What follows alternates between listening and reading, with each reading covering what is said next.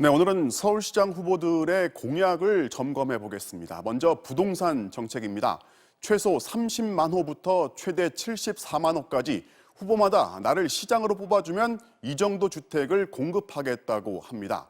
한 해 평균 4만 호 정도 공급되는 걸 감안했을 때 과연 후보들의 말이 실제 집으로 지어질 수 있을지 이학수 기자가 따져봤습니다.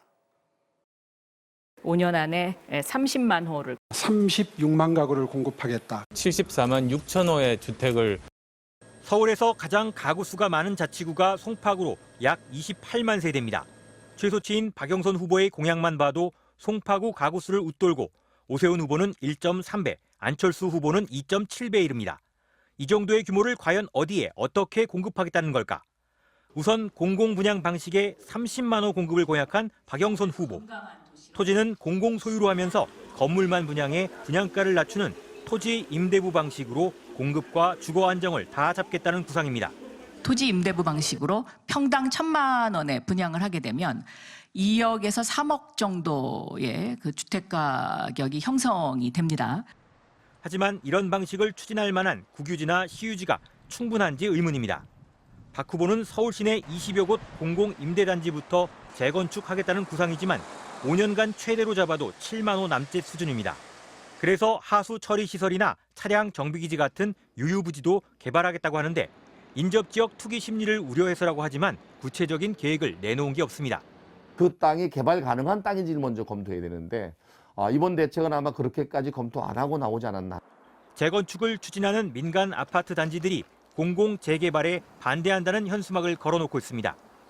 오세훈 후보는 재개발 규제를 신속히 풀어 18만 5천 호를 공급한다는 계획이고 한강변 높이 규제도 풀고 이렇게 해서 정말 신속하게 1년 내에 가시적인 성과를 만들어내겠습니다. 안철수 후보도 같은 방식으로 20만 호를 공급하고 나아가 세제 완화와 분양가 상한제 폐지까지 추진하겠다고 밝혔습니다. 규제 관련 결정 권한은 일부라도 지방정부에 이양되어야 합니다. 중앙정부와 싸우는 한이 있더라도 관철시키겠습니다. 하지만 이 같은 공약들에서 개발 이익에 대한 환수 장치는 찾아보기 어렵다는 점에서 투기 심리 자극과 집값 폭등, 세입자 반발 등 무수한 갈등을 낳았던 뉴타운 광풍이 연상된다는 비판이 나옵니다.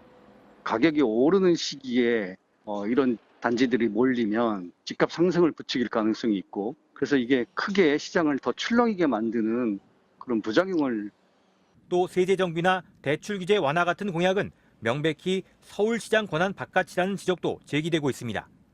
열린민주당 김진애 후보는 기존 후보들의 공약에 현실성이 없다며 비판하면서도 역시 역세권 개발을 중심으로 5년간 50만 호를 공급하겠다는 공약을 제시하고 있습니다. MBC 뉴스 이학수입니다. 다음으로 현금성 공약입니다. 무이자 대출, 안심소득, 손주수당, 후보들마다 돈을 공짜로 빌려주거나 아예 현금을 주겠다는 공약을 내놓고 있는데요. 듣고만 있으면 이렇게 좋은 정책이 있나 싶은 이 현금성 지원 정책, 이 또한 가능한 건지 이기주 기자가 점검해 보겠습니다. 지난 금요일 오후 서울 명동거리. 왕래 자체가 거의 없는 가운데 상점들도 한 집 건너 한 집 꼴로 문을 닫았습니다. 많이 힘들죠. 이 명동에 사람들이 없어가지고 사무실이 비다 보니까 건물이 비다 보니까. 민주당 박영선 후보와 국민의힘 오세훈 후보는 나란히 소상공인 대출 공약을 내놨습니다. 박 후보는 서울의 모든 소상공인들에게 최대 5천만 원 무이자 대출을, 오 후보는 전년보다 매출이 30% 이상 줄어든 소상공인들에게 1억 원 무이자 대출을 약속했습니다. 5천만 원 화끈 무이자 대출 이것도 준비를 하고 있습니다. 급한 불을 끄고 보증료도 전액 면제하고 그리고 담보 없이 그리고 서류도 필요한 최소한으로 줄여서 두 후보는 모두 서울신용보증재단의 보증을 거쳐 무이자 대출을 하겠다는 계획입니다. 하지만 두 후보의 공약대로라면 최대 50조 원 안팎의 보증 한도가 필요한데 현재 재단의 보증 한도는 7조 원에 불과합니다. 또 대출 자체는 시중은행들이 하는 건데 실제 무이자 대출에 응할지는 미지수입니다. 오세훈 후보의 안심소득 공약도 논란입니다. 4인 가구 기준 연간 소득이 중위소득인 6천만 원에 미치지 못하는 가구에 차액의 절반을 현금으로 주겠다는 겁니다. 일단 200가구에 실험을 해본다는 거지만 전면 도입하면 서울시 1년 복지 예산 12조 원을 거의 다 투입해야 해 경선 때부터 논란이 됐습니다. 얼마나 드는지 계산해 보셨습니까? 복지 예산이 엄청 늘어나지 않고는 그런 논리라면 이렇게 설명을 안심소득을 지금 당장 하기 어렵다. 안철수 후보도 연간 1,500억 원 소요가 추산되는 손주 돌봄수당 지급을 공약하고 나섰습니다. 손주 한 명당 월 40시간 기준으로 최대 20만 원. 쌍둥이나 터울이 있는 두 아이를 돌보는 경우 최대 40만 원의 소득에 상관없이 지원하겠다는 것으로 그동안 보편 지급을 포퓰리즘이라며 비판해온 입장과는 배치되지만 별다른 설명을 내놓진 않았습니다. 열린민주당 김진애 후보는 청소년들의 등하교 시간대 대중교통비를 지원하겠다며 기존 예산으로 가능하다고 밝히고 있습니다. MBC 뉴스 이기주입니다. 네, 선거 때마다 점검하는 후보들의 주요 공약들, 이번에도 빌공짜의 공약이 되지는 않을지 이학수 기자에게 몇 가지 질문 더 해보겠습니다. 자, 이 기자. 네. 앞에서 짚어본 그 주택 공급 대책 말고 대규모로 재원 들어가는 개발 공약이 꽤 있어요. 네, 그렇습니다. 먼저 민주당 박영선 후보는 경부고속도로 서울 구간을 지하화해서 33만 제곱미터 규모를 확보하겠다고 밝혔습니다. 또 이 부지에 공원과 수직정원을 조성하고 공공주택도 충분히 짓겠다는 겁니다. 부지 조성에만 3조 원 이상이 필요한데 재원 조달 방안은 아직 구체적이지 않습니다. 네.